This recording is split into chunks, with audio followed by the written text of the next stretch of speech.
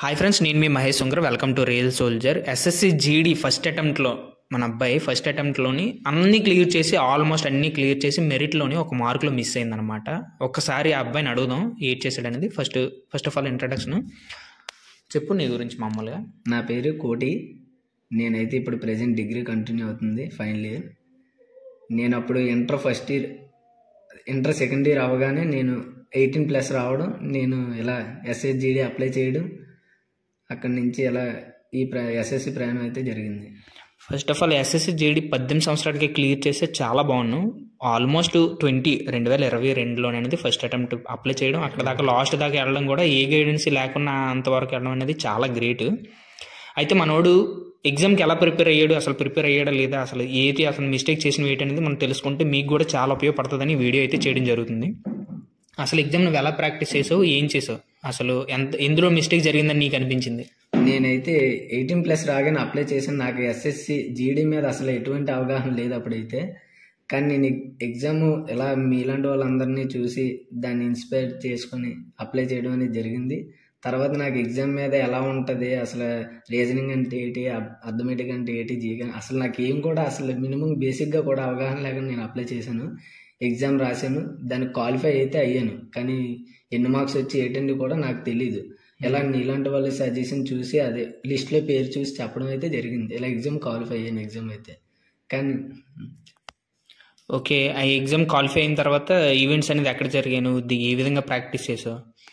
Events అయితే మన Vizag steel ప్లాంట్లో అవడం అయితే జరిగింది.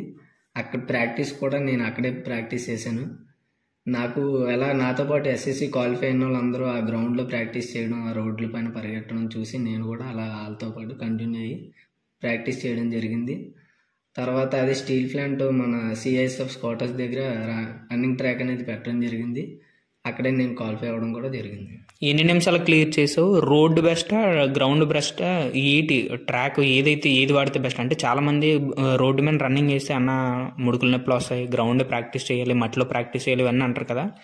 నీకు తెలిసినంత వరకు నువ్వు నేర్చుకున్నది అంటే నీ సరౌండింగ్స్, నీ ఫ్రెండ్స్ సర్కిల్లోని వాళ్ళందరూ వాడింది ఏంటి, అసలు ఎన్ని నిమిషాల్లో నువ్వు రన్నింగ్ అనేది కంప్లీట్ చేసావు ఎస్ఎస్సి జీడీ ఫైనల్ డే రోజు? నేనైతే మాత్రం 20 నిమిషాలకే కంప్లీట్ చేయడం జరిగింది. కాకపోతే నువ్వు అడిగినట్టు రోడ్డు మీద ప్రాక్టీస్ చేస్తే మాత్రం ఖచ్చితంగా చిన్బోన్ పెయిన్ అనేది రావడం, ఇలా ముడుకుల నొప్పులు రావడం, ఇలా చాలా పెయిన్స్ అనేవి ఉంటాయి. కాకపోతే మన లాంగ్ కాబట్టి ఏదైనా కొంత దూరం పరిగెట్టి ప్రాక్టీస్ చేయాలనుకోవడంలో రోడ్డు అయితే కంఫర్ట్. కానీ రోడ్డు మీద ప్రాక్టీస్ చేస్తే మాత్రం ఖచ్చితంగా కీళ్ళ నొప్పులు అనేవి వస్తాయి తప్పకుండా.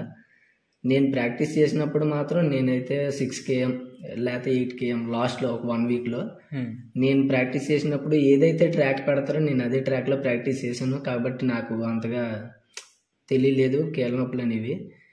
తర్వాత లాంగ్ ప్రాక్టీస్ చేయడం చాలా ఇంపార్టెంట్. మెయిన్ ఫస్ట్ ఏంటంటే లాంగ్ ప్రాక్టీస్ చేయడం వల్ల మనకి బ్రీతింగ్ కంట్రోల్ అవ్వడం లేదా రన్నింగ్ ఇంప్రూవ్ అవ్వడం, ఆ ఫిట్నెస్ అనేది మెయింటైన్ అవుతుంది. ఫస్ట్ మెయింటైన్ అయిన తర్వాత మనకి ఆ రన్నింగ్లో పరిగెట్టేటప్పుడు సులభంగా ఉండడానికైతే బాగుంటుంది కొంచెం.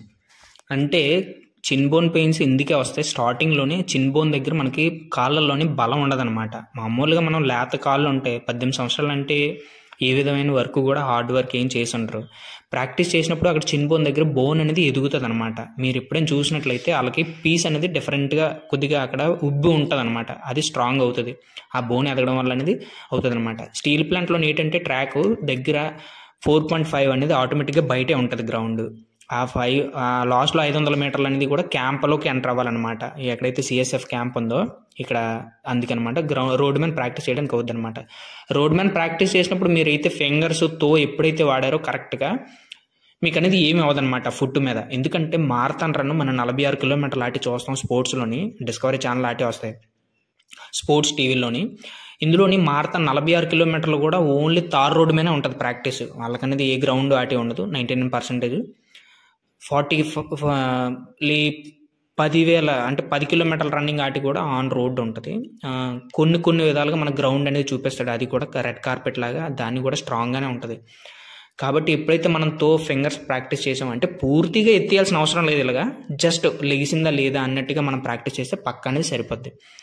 ఓకే, తర్వాత వచ్చేసి నువ్వు ఆటోమేటిక్గా రన్నింగ్ ఈవెంట్స్ అయిపోయాయి. ఈవెంట్స్ అయిన తర్వాత మరి మెడికల్ మామూలు first medical, second medical, remedical, మీ ఫ్రెండ్స్ అటు ఏటి ఫేస్ చేశారు? అసలు రీమెడికల్లోని ఎన్ని రోజుల్లో కంప్లీట్ అయింది రీమెడికల్? ఎన్ని లెవెల్స్ ఉన్నాయి అందులో? ఏటి చూసారు లైన్ వైజ్గా? నీకు తెలిసింది, నీకు ఎంతైతే ఐడియా ఉందో అది అలా చెప్పు. మన ఫ్రెండ్స్కి ఎంతో కొంత ఉపయోగపడితే చాలు. మెడికల్ అయితే మాత్రం నాకైతే హైదరాబాద్ రంగారెడ్డి సిఆర్పిఎఫ్ క్వార్టర్స్లో జరగడం, అదే మెడికల్ అయితే జరిగింది. అక్కడ ఫస్ట్ స్టార్టింగ్ వెళ్ళగానే ముందు మనకి తెల్లవారు 6 గంటలకల్లా రిపోర్ట్ ఇవ్వాలి. మాకైతే రిపోర్టింగ్ టైం తెల్లవారు 6 గంటలకి. అక్కడి నుంచి లోనకి వెళ్ళగానే ఒక టెంట్ కింద కూర్చోబెట్టి వాళ్ళకి టైం అయిన వెంటనే కొంతసేపు ఉంచి మళ్ళీ పిలిచి ఫస్ట్ డాక్యుమెంట్ ఫిల్ చేయమంటారు. డాక్యుమెంట్ ఫిల్ చేసిన తర్వాత మెడికల్ స్టెప్ బై స్టెప్ చేస్తారు వాళ్ళు. ఫస్ట్ డాక్యుమెంట్ వెరిఫికేషన్ జరుగుతుంది. డాక్యుమెంట్ వెరిఫికేషన్లో కూడా పర్ఫెక్ట్గా అన్నీ చూస్తారు. మెడికల్ అయితే మాత్రం ఫస్ట్ ఇంపార్టెంట్గా కూడా మేజర్గా చూస్తారు. చాలా ఇంపార్టెంట్. అంటే సైట్ అనేది ఉండకూడదు, 6/6 అనేది ఖచ్చితంగా ఉండాలి. అది మాత్రం పర్ఫెక్ట్ ఉండాలి. ఇంకా మేజర్ ఏంటంటే మన ఇప్పుడు పైల్స్ అలాంటివి, తర్వాత మన బాడీలో మామూలు అంటే 22 ప్రాబ్లమ్స్ చూస్తారు. అంటే 22 ప్రాబ్లమ్స్లోని కళ్ళు అనేది మేజర్ ఇంపార్టెంట్ అనమాట. అంటే మేజర్ ప్రాబ్లం అనమాట. ఐ అనేది కరెక్ట్గా లేకపోతే నువ్వు ఏ విధంగా కూడా ఫైరింగ్ చేసినప్పుడు కానీ, నువ్వు ఎవరిని చూసినప్పుడు కానీ కరెక్ట్గా నీ డ్యూటీ అనేది నువ్వు పర్ఫెక్ట్గా చేయలేవు అనమాట. అందుకని ఐ అనేది పర్ఫెక్ట్గా ఉండాలి. కలర్ బ్రైట్నెస్ ఎందుకంటే మల్టీ కలర్స్ 3 కూడా కనబడవు అనమాట. అందుకని కూడా మల్టీ కలర్స్ నీట్గా చూస్తారనమాట. అందుకని ఆ 3 అయిపోయిన తర్వాత ఈ 22 ప్రాబ్లంలోని కళ్ళు ఒకటి, చెవులు ఒకటి, మీకు పళ్ళు ఏమైనా సరే పిప్పళ్ళు ఉన్నాయా అలాంటివి అడుగుతారు. చాలామంది మనల్ని అయ్యే డౌట్లు అడుగుతారు. పిప్పళ్ళు ఉంటే మనకి అది పెద్ద ప్రాబ్లం కాదు మా సైజులోని, మా టైంలోని. మీ టైంలో ఎలా? పిప్పళ్ళు ఉంటే పెద్ద ప్రాబ్లం అని ఏం కాదు. మినిమం 1-2 చిన్నగా ఉంటే పర్వాలేదు. మరీ మేజర్గా ఉంటే మాత్రం దానికి రీమెడికల్ చేయడం జరుగుతుంది. రీమెడికల్లో కూడా మనకి ఏదో చిన్న కవర్ చేయడం అలాంటివి ఏమైతే పర్వాలేదు. మరీ మేజర్ ప్రాబ్లం పళ్ళు లేకపోవడం, కటింగ్ అవ్వడం అలాంటివి అయితే మాత్రం ఖచ్చితంగా మెడికల్ ఫెయిల్ అవ్వడం అయితే జరుగుతుంది. కలర్ బ్లైండ్నెస్ కూడా చాలా పర్ఫెక్ట్గా చూస్తారు. దాంతో మళ్ళీ ఇక్కడ మరి నర్వస్ రావడం, కాల్ బ్యాక్ సైడ్ నర్వస్ రావడం, ఫ్లాట్ ఫుట్, ఇలా ఈ మెడికల్ అయితే చాలా టఫ్గా జరుగుతుంది. కాబట్టి మెడికల్లో కూడా అంత ఈజీ అయితే కాదు. చూసే వాళ్ళు చాలామంది ఈజీ పర్వాలేదు అని కొందరు చెప్పొచ్చు, కొందరు టఫ్ అని చెప్పొచ్చు. దేనికి భయపడడానికి అయితే ఏం లేదు. అక్కడ వెళ్ళిన తర్వాత మన సిచ్యువేషన్ బట్టి జరగవచ్చు మెడికల్ అయితే. ఎప్పుడైనా సరే ఫస్ట్ మెడికల్ అయినప్పుడు మనకు రీమెడికల్ ఇచ్చినప్పుడు భయం పడకూడదు. 10 ప్రాబ్లమ్స్ ఇచ్చాడు, 9 ప్రాబ్లమ్స్ ఇచ్చాడు అని క్లియర్ అయిపోతాయి ఆటోమేటిక్గా. చాలా మందికి నా కళ్ళ ముందే 9 ప్రాబ్లమ్స్ క్లియర్ చేసుకొని ఇప్పుడు ఐటీబీపీలో జాబ్ చేస్తున్నాడు ఒక అబ్బాయి. అయితే విషయం ఏంటి అంటే మన ప్రాబ్లమ్స్ ఎన్ని ఉంటాయి ఇవన్నీ కాకుండా భయపడాల్సిన అవసరం లేదు. కొందరికి హ్యాండ్ బెండ్ ఉంటుంది. బేసిక్గా చూసుకుంటే నాకే హ్యాండ్ బెండ్ అనేది ఒకటేమో 18 ఉంటుంది, ఒకటి 20 ఉంటుంది. అంటే 2 డిగ్రీల డిఫరెన్స్ ఉంటుంది. 20 కన్నా ఎక్కువ ఉన్నప్పుడు మెడికల్ అనేది అన్ఫిట్ జరగడం జరుగుతుంది. ఒకటి 18 ఉండి ఒకటి 20 ఉన్నా సరే ఫిట్టే. కాకపోతే 21, 20.5 వెళ్ళింది అనుకోండి హ్యాండ్, అది హ్యాండ్ బెండ్, తర్వాత నాక్ని, ఇవన్నీ కూడా చిన్న చిన్న ప్రాబ్లమ్సే. అంటే భయపడతాయి అవి కూడా. మామూలు భయభర్త వచ్చిన వాటికి మనకి ఏం ఇబ్బంది పడాల్సిన అవసరం లేదు. బోన్స్లో నరాలాంటివి ఉండి మీరు 5 గేమ్ కంప్లీట్ చేయగలిగారా అంటే మీరు ఫిట్. 5 గేమ్ కంప్లీట్ చేయగలిగి మీరు ఎగ్జామ్ రాశారంటే మీరు ఫిట్ ఆల్మోస్ట్. ఆ తర్వాత మీ కళ్ళు విజన్ అనేది సరిగ్గా ఉంటే సరిపోద్ది. ఆటోమేటిక్గా ఉన్న ఫింగర్స్ సరిగ్గా ఉండాలి. కాళ్ళు కానీ చేతులు కానీ గోర్లాంటి పుచ్చి ఉండకూడదు. ఎక్కడ ఆపరేషన్లు అయినా సరే పెద్దగా మేజర్గా ఈ 24 hours బై ఈ పొత్తి కడుపు మామూలుగా ఈ పొట్టమైన ఏమైనా అయ్యాయి అనుకోండి, అవన్నీ ఆపరేషన్ చేసి ఉంటే మీకు ట్రైనింగ్లో ఇంపాక్ట్ అవుతుంది. తర్వాత పుచ్చిపళ్ళు ఉంటే అవి క్లియర్ చేసుకోండి. ఎందుకంటే మీకు పిప్పళ్ళు ఉంటే ఎందుకు మెడికల్ అన్ఫిట్ చేస్తారంటే వాడు పెట్టిన ఫుడ్ అనేది మీరు తినగలుగుతారా తినలేకపోతారా ఈ విధంగా చూసాడనమాట. ఈఎన్టీ అవును ఓకే చెప్పు.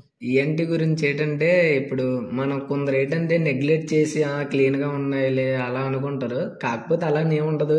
ఒక్కొక్కరికి ఆ విధంగా కూడా రీమెడికల్ రాయడం జరుగుతుంది. అప్పుడు ఇబ్బంది పడే కన్నా ముందుగా మనం ఈఎన్టీ దగ్గరికి వెళ్ళి క్లీన్ చేసుకొని దానికి పర్ఫెక్ట్ చేసుకొని ఒకసారి 1-2 సార్లు చెక్ చేసుకొని వెళ్ళడం మంచిది.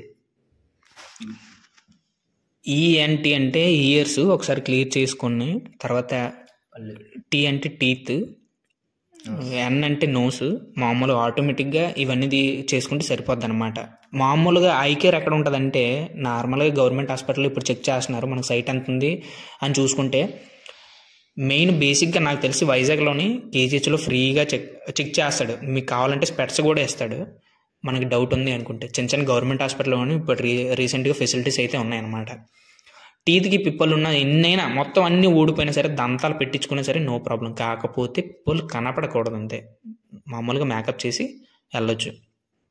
చాలామంది లాస్ట్ మూమెంట్లోని, అంటే నేను ఈ విధంగా ఫౌల్ చేసి మీరు జాబ్కి వెళ్ళండి అని నేను అనట్లేదు, దేశభక్తి ఉంది మనం చేయగలం అన్నప్పుడు మీరు ఏం చేయాలంటే సైట్ ఉందనుకోండి మీరు లేజర్ ట్రీట్మెంట్ చేసుకోండి. పళ్ళు ఉన్నాయనుకోండి పిప్పళ్ళు, అవి మీరు ఆటోమేటిక్గా సిమెంట్ ఆటి పెట్టుకొని క్యాప్లాటి వచ్చే. ఇంకొకటి సైట్ ఉన్న వాళ్ళు డైరెక్ట్గా లేజర్ ట్రీట్మెంట్ చేయాల్సిన అవసరం లేదు. లాస్ట్ మీకు ఒక్కటే అంటే లైట్గా స్టార్ట్ అయింది 0.5, 1 ఈ రేంజ్లో ఉందనుకోండి, మీరు చార్ట్ అనేది బైహార్ట్ చేసేయచ్చు. కండస్తా పెట్టుకొని ఆటోమేటిక్ కుట్టేయచ్చు. అది పెద్ద కష్టమేం కాదు. ఉన్నాయన్నీ ఆటోమేటిక్గా ఇంకా ప్రాబ్లమ్స్ అన్నీ మనం ఏం మార్చలేము అనమాట. ఆటోమేటిక్గా దాని ప్రకారం అయిపోతూ ఉంటుంది. ఇంతటితో ఇంకా నేను అడగలేనివి ఏమైనా నువ్వు మర్చిపోయినవి మన వాళ్ళ కోసం ఇంకా ఏమైనా ఉంటే, ఎగ్జామ్ కానీ రన్నింగ్ కానీ నువ్వు పడ్డ స్ట్రగుల్స్ కానీ అక్కడికి వెళ్ళడానికి రావడానికి నువ్వు నీకు ఏది కష్టం అనిపించింది, ఎప్పుడు నీకు బాధ వేసింది? అందరూ డాక్యుమెంట్ వెరిఫికేషన్లో చాలా నెగ్లెక్ట్గా అయితే ఉండొచ్చు. అప్లికేషన్ చేసినప్పుడు కానీ అడ్రస్లో కానీ, లేదంటే name spelling mistake, father name mother name ఇలాంటివి చాలా మిస్టేక్ చేస్తూ ఉంటారు. హౌస్ నెంబర్స్ ఇలా ఎన్సీసీ సర్టిఫికేట్లో మిస్టేక్లు చేయడం, లేకపోతే డొమిసియల్ మిస్టేక్ చేయడం ఇలాంటివన్నీ చాలా చేస్తూ ఉంటారు. అవి కూడా చాలా ఇంపార్టెంట్గా చూస్తారు అక్కడైతే మాత్రం. అలా నెగ్లెక్ట్ చేసిన ప్రతి ఒక్కరు కూడా చాలామంది నా ముందు ఇద్దరు అయితే ఫెయిల్ అవ్వడం జరిగింది అప్పుడు. కానీ దాన్ని చూసుకొని నేను చెప్పదలసింది ఏంటంటే డాక్యుమెంట్ వెరిఫికేషన్ కూడా చాలా ఇంపార్టెంట్. అది మాత్రం చాలామంది నెగ్లెక్ట్ చేస్తారు. రన్నింగ్, ఎగ్జామ్, మెడికల్ ఇవే ఆలోచనలు ఉంటాయి. డాక్యుమెంట్ వెరిఫికేషన్ కూడా వెరీ ఇంపార్టెంట్.